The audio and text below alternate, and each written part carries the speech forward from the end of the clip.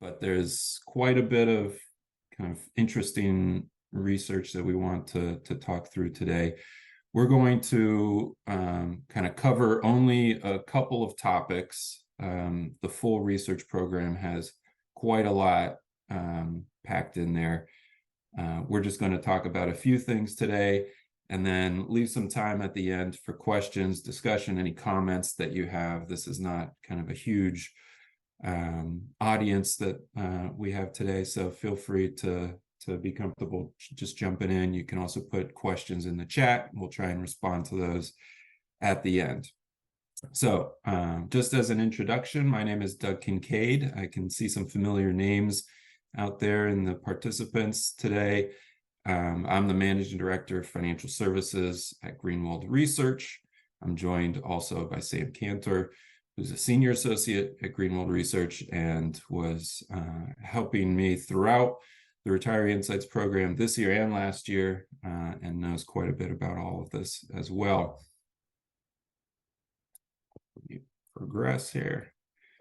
So first of all, I would be remiss to not mention in a coffee break session that today is National Coffee Day. Don't know if you're aware of that, but if you take nothing from this presentation, besides the fact that you could get a free coffee today at a lot of different places, I hope this is worth it for logging in. Do want to flag that Starbucks, of all people, they're only doing free tasting, which seems like the most worthless promotion for a free coffee day kind of thing that you could. But go out there after this presentation, get a free coffee. You can consider it on me. So a couple of things that we want to talk about today. And as I said, we'll leave questions at the end. There's a press release that just went out this week about Retiree Insights. So there's some of this material's already kind of out there.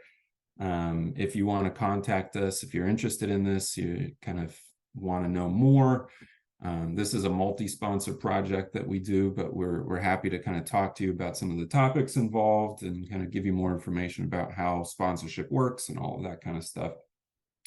But today we want to talk about these two topics. One is when to plan for retirement, and that's less of a we have the answer for it, and more we want to know kind of what advisors think. What are they suggesting to clients as the ideal time to take on different retirement planning tasks, and is that good information that they're giving people? Are financial professionals helping clients kind of plan effectively?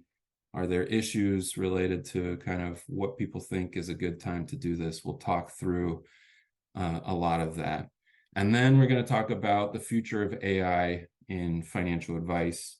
AI, one of the juiciest topics of 2023, so why not, right? We want to know how this works in society in all sorts of ways, but financial advice and the delivery of financial advice, I think, is a prime area for trying to understand what the future looks like. And we've posed that question to both consumers and advisors to get a better sense of what people are thinking.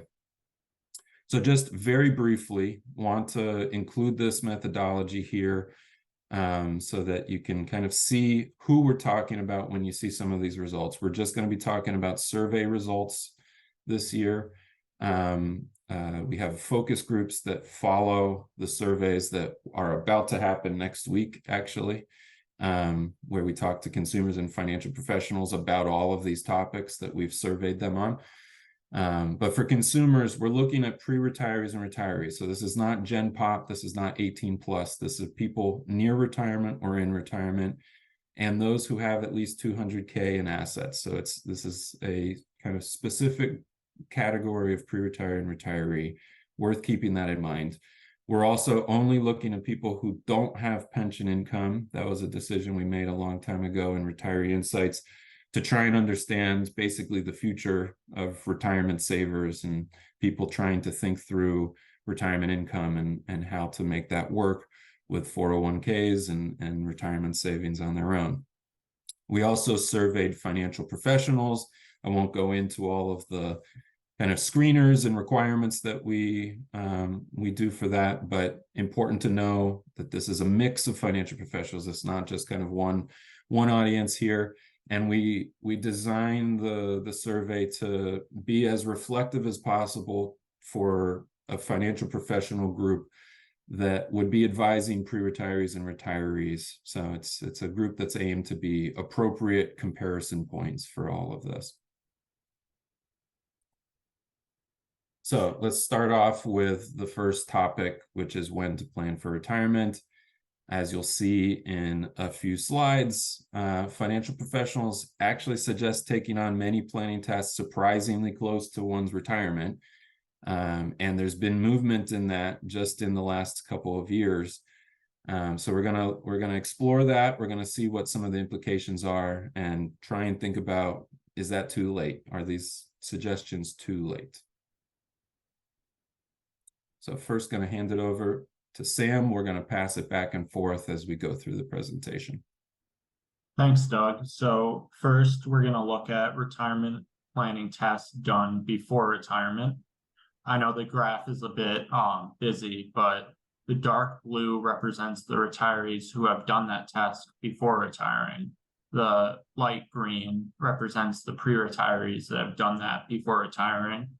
And the dark green is the pre-retirees who intend to do that before retiring.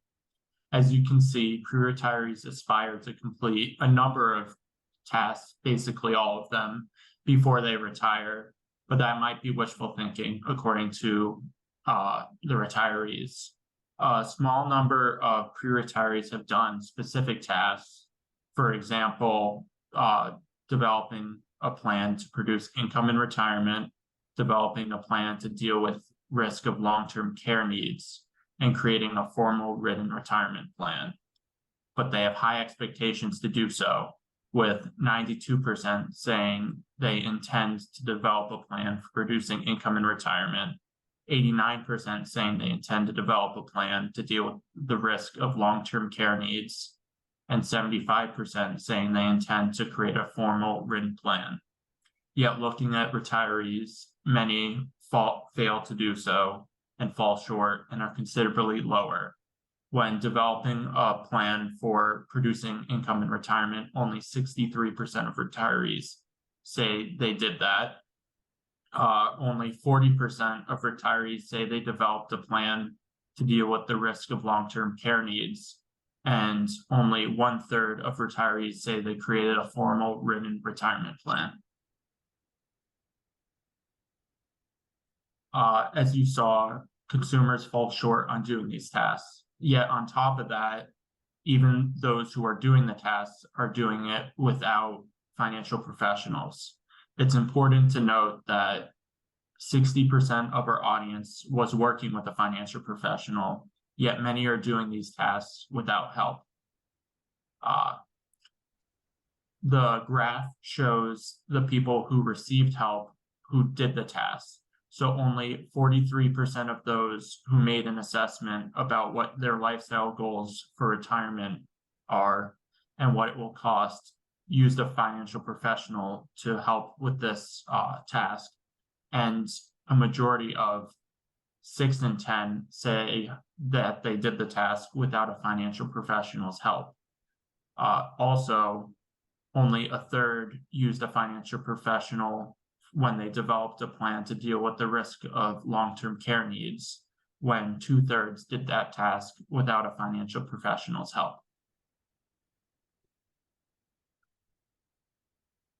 So what accounts for these trends? One explanation can be there's a lack of client interest in certain tasks. When looking at financial professionals talking about their clients' interests, on one side, they say 8 in 10 clients are interested in developing a plan for producing income in retirement, with 35% saying they are extremely interested, while on the other side, only 4 in 10 say they are interested in developing a plan to deal with the risk of long-term care needs, and only 9% are extremely interested.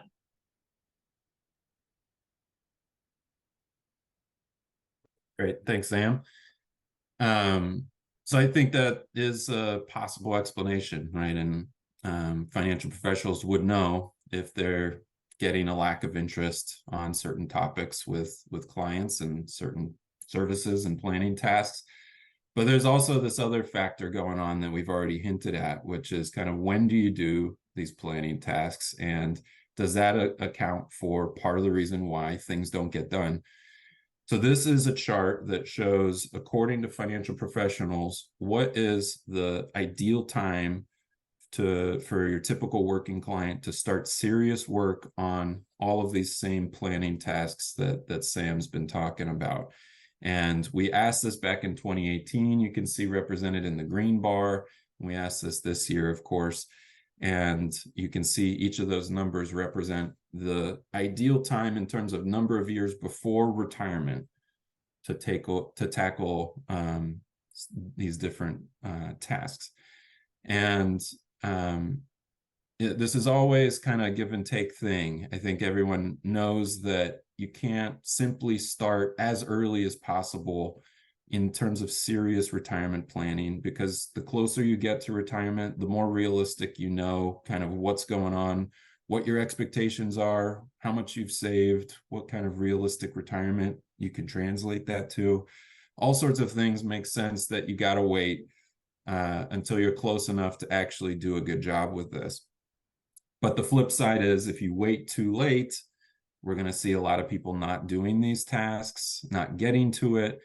And, there's less time to take action to kind of implement some of these things, or to kind of get into a better place in terms of kind of where you want to be and when you get to retirement. A couple of things that I'll point out here: developing a plan for producing income in retirement. Advisors tell us 5 years out is the ideal time to start serious work. Same thing with making assessment about what lifestyle goals are for retirement and what it would cost. 6 years out is their suggested time to consider that. They do say 12 years out for calculating how much money you need to save by retirement, but the difference between that and assessing your lifestyle goals and what it will cost is probably just, the quality of your assessment there. So there's a lot of these kind of tasks that they're actually suggesting to do quite close to retirement, in my opinion. And as you can see, the two lines here, in just this few amount of years, it's moving closer to retirement, whether that's because the unpredictableness that we've seen over the last couple of years on all sorts of fronts, economic, COVID, all of these things.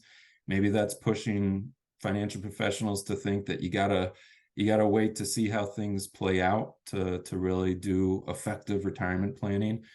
But this seems like a potential issue, right? If you're waiting this late to start serious work on it. We also know, and this is from 2017 data, where we asked the similar question that Sam had started off with in terms of, did you do these tasks? But we followed it up with when, how many years before retirement did you do these things?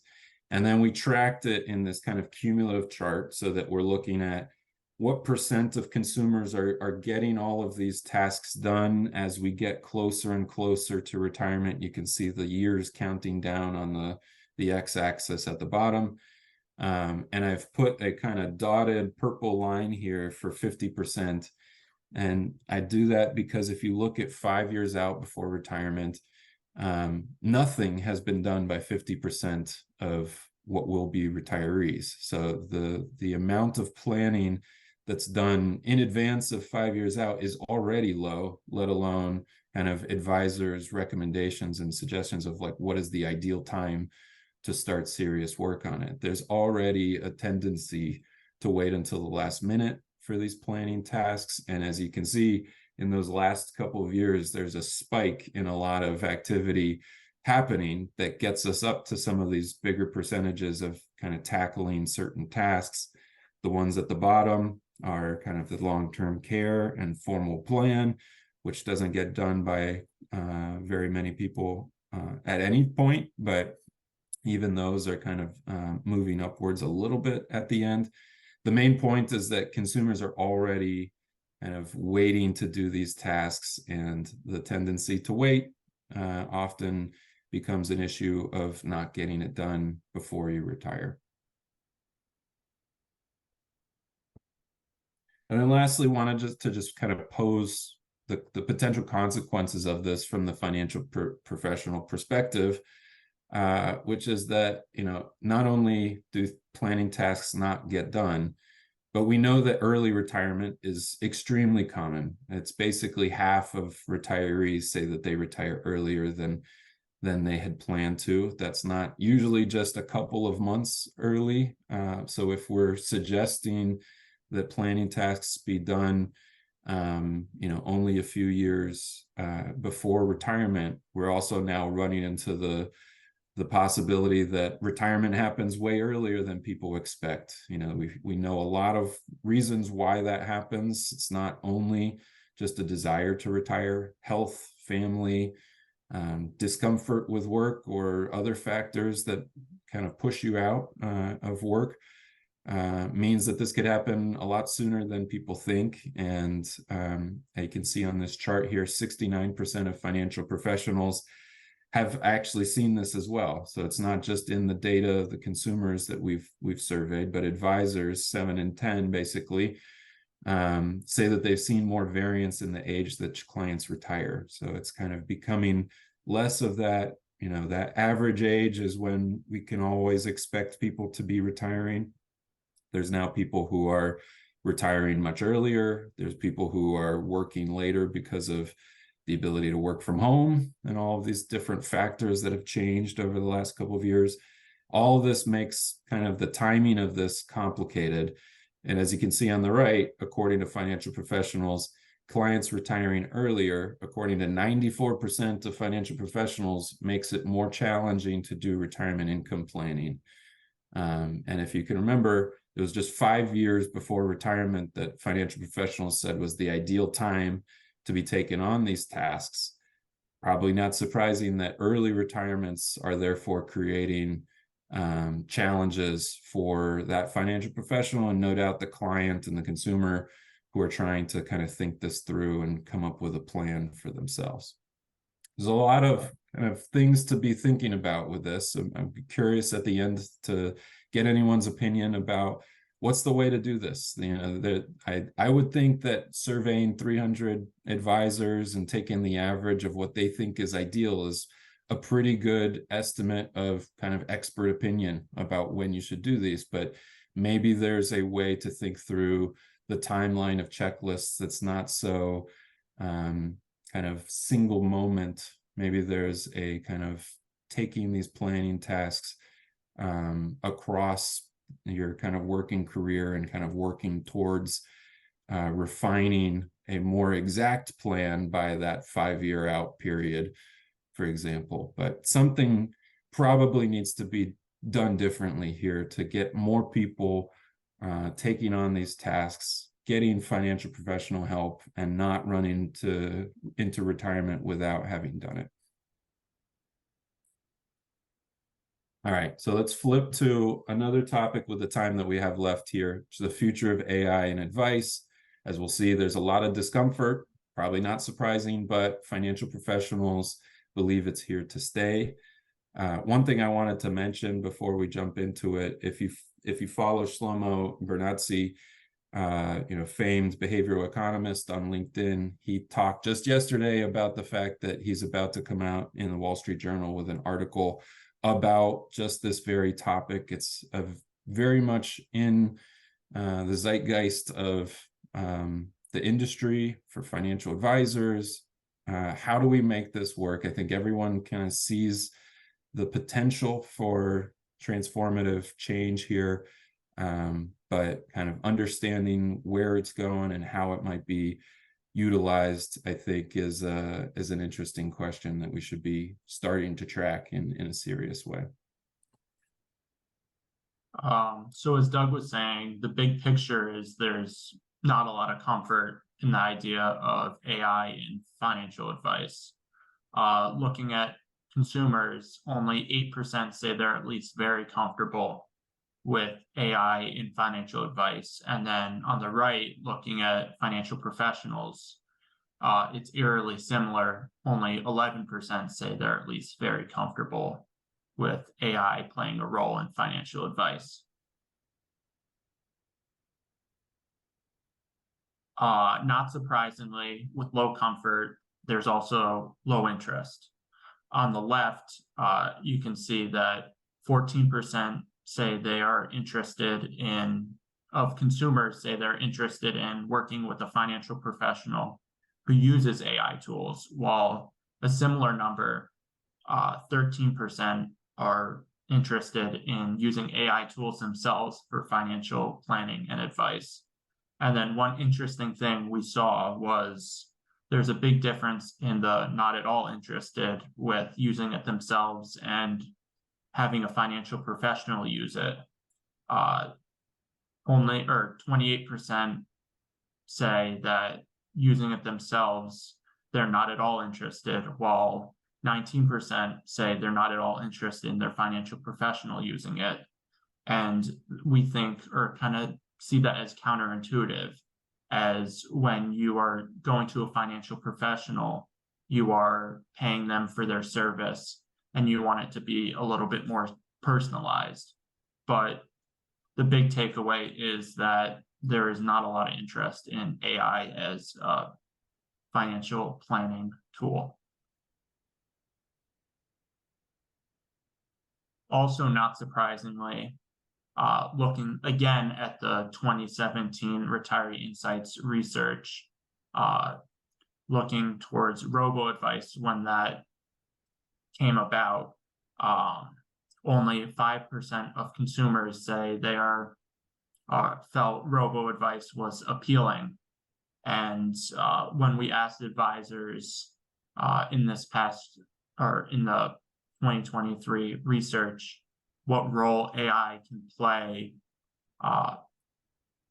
now, they said it felt kind of like robo-advice 2.0. So what we are seeing is there's comfort in the model that we currently have, and there is not a lot of interest in moving to just relying on technology itself.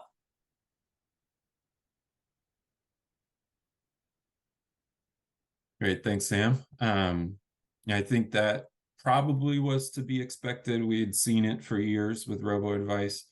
And as Sam said, it's kind of the idea of taking away from what you expect from a kind of working with an actual financial professional. So from the consumer perspective, I think that all makes sense.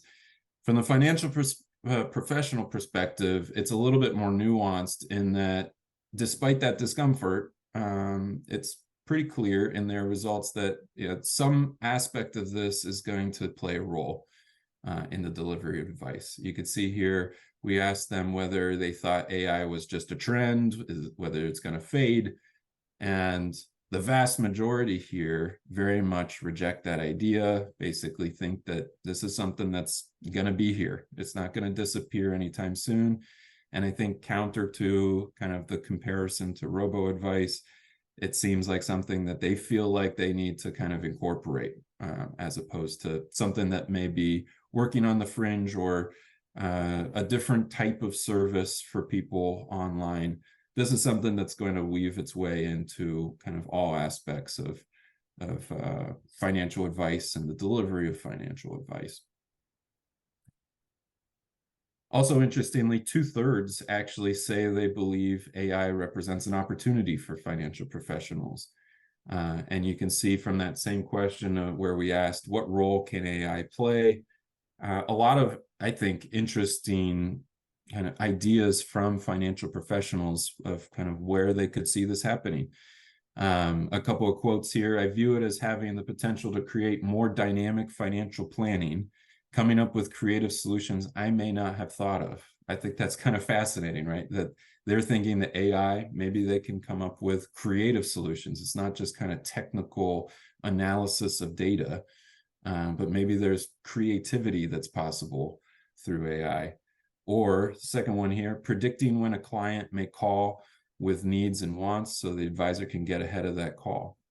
That also, I think, is really fascinating. Again, not just kind of behind the scenes, kind of operational stuff, but trying to help them better serve clients by kind of predicting client needs and reactions to the market and that kind of stuff. And then the last one, basically knowing that in this kind of technology world, we're going to have to embrace this. It's not a question of will robo advice play a role in kind of the general industry. This is something that in terms of AI that they know is going to be kind of part of their profession and part of the industry going forward. That said, it's not just kind of overwhelmingly all optimistic. There's still a lot of people who think, basically half, that AI could represent a threat to financial professionals, and many said as much, usually not about their own kind of service, but that others who may not deliver quite as customized kind of advice for their clients may be kind of subject to this kind of taking some of their business. It's also the case that there's a lot of skepticism about AI being able to do what exactly they do. And I list a couple of these open ends again, not just to kind of hear them kind of be skeptical of it, but because it also points to where financial professionals think their true kind of value proposition is when you're kind of asking them about, can a computer replace you? Now all of a sudden you get people saying, this can't replace a human advisor. Clients want someone they can trust and not feel that they have to learn and understand what they're doing, et cetera, et cetera. Or I'm concerned with cookie cutter advice being given. Oftentimes people aren't as forthcoming about risk and reward. I make sure to get an accurate gauge of this. So I'm assuming that means that, even if you take a risk tolerance questionnaire as you kind of start working with a advisor, that's not going to be kind of your true needs and preferences. The advisor working with you for years gets a sense of that, and AI, according to them, won't be able to do that. Or that there's a need for a human being to actually coach and deliver information to clients. That is very different from something that AI could do, even if AI could help in educating and et cetera, et cetera. I think some fascinating kind of insights in terms of how these advisors think of themselves, but also think of how AI would kind of work or not work with kind of the current way that things work. Lastly, just wanted to show here areas, according to financial professionals, where AI can actually be utilized, because I think there is some element of this that's going to be kind of playing out for this industry. How can it be utilized becomes the big question, the interesting question, I think.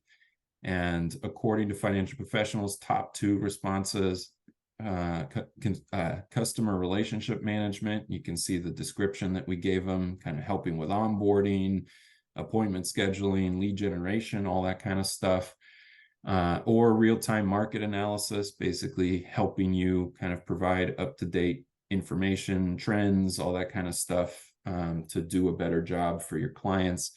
All sorts of interesting things seem like beneficial possibilities when you kind of describe how this might work, what this might look like, except for the least popular thing, personalized financial assessments and recommendations. Obviously, that feels like to a lot of financial professionals what they deliver. This personalized assessment recommendation needs to come from them, not from AI. Okay, I think we've left negative -1 minute here to ask some questions and comments, but we're happy to stay on. Thank you for being a part of the coffee break. Any questions, comments?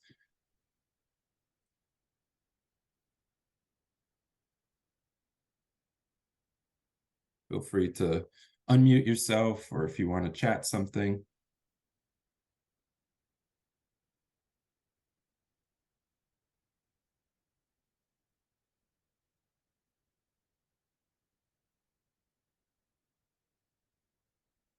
All right. I think everyone is anticipating that free coffee already.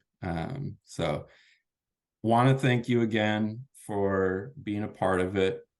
If you have questions that you don't want to ask, or if you kind of want more information, please reach out. Definitely want to talk to anybody who's interested in this. You can find more information on our website. We also have a coffee break hub page where you can watch the recording of this again or share it with others. You can also see some of the other coffee breaks that we've had throughout the last few years. Please connect with us on LinkedIn. We love to kind of keep the conversation going, even beyond this. Look out for more great research from Greenwald over the next couple of months. We'll be sure to kind of have coffee breaks highlighting a lot of that research. But again, thank you for attending. Very much appreciate your interest. Thank you, Doug.